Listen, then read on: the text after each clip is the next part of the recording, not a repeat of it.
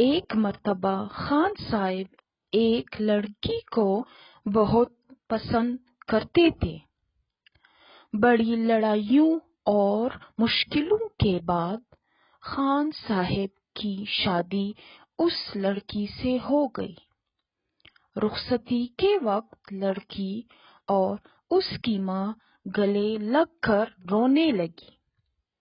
خان صاحب بھی انہیں دیکھ کر رونے لگ گیا اور بہت جذباتی ہو کر بولے، گلناز، ہم سب کچھ برداشت کر سکتا ہے، لیکن تمہاری آنکھوں میں آنسو نہیں۔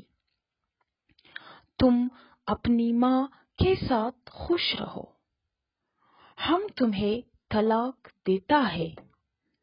طلاق، طلاق، طلاق۔